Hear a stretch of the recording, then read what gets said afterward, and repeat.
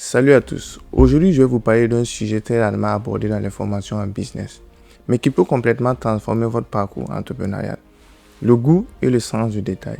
Ce n'est pas juste une question d'esthétique, c'est un outil stratégique qui peut faire la différence entre passer inaperçu et marquer les esprits. Soyons honnêtes, en tant qu'entrepreneur, nous sommes constamment jugés. Avant même de présenter notre offre, clients, partenaires et investisseurs nous évaluent sur notre apparence, notre façon de communiquer et sur la qualité de nos supports. Je vais vous révéler une réalité que j'ai observée. Lorsque deux entrepreneurs proposent des produits similaires, le plus souvent c'est celui qui maîtrise l'art de la présentation qui l'emporte. Et pourquoi? Parce que le goût en business, c'est la représentation visible de notre mentalité. Un entrepreneur qui prend soin de sa marque personnelle et celle de son entreprise demande trois qualités essentielles. La compréhension psychologique de sa cible, l'exigence au détail et l'exigence d'excellence. Dans mon parcours personnel, à chaque fois que j'ai élevé mes standards esthétiques, j'ai constaté que mes résultats ont suivi et ce n'est pas juste une coïncidence. Contrairement à ce qu'on aurait pensé, le goût n'est pas inné. C'est une compétence qui peut se cultiver. Voilà 4 pratiques que j'ai personnellement testées. Premièrement, observez ceux qui réussissent. Identifiez les entrepreneurs qui vous inspirent. Comment s'habillent-ils? Quelles cohérences visuelles ont-ils créées? Comment se comportent-ils sur les réseaux sociaux? Moi, personnellement, j'ai étudié Jim Rohn, Steve Harvey, bien sûr Will Smith et le mannequin Rohan Rowe. Deuxièmement, comprenez les fondamentaux. J'ai passé des heures à étudier les principes fondamentaux du design et de l'image. Des concepts tels que l'équilibre, la gestion des couleurs, le choix des polices m'ont permis de prendre des décisions concrètes et justes.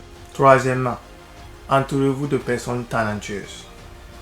L'un des grands tournants de ma vie entrepreneuriale a été de collaborer avec des génies créateurs, des photographes, des designers et des graphistes. Leurs perspectives ont carrément changé la mienne. Si votre budget est limité, commencez petit. Un ami photographe, un ami designer. L'important est de s'entourer de très bonnes personnes et de personnes talentueuses. Quatrièmement, testez. Le goût s'affine avec l'expérience.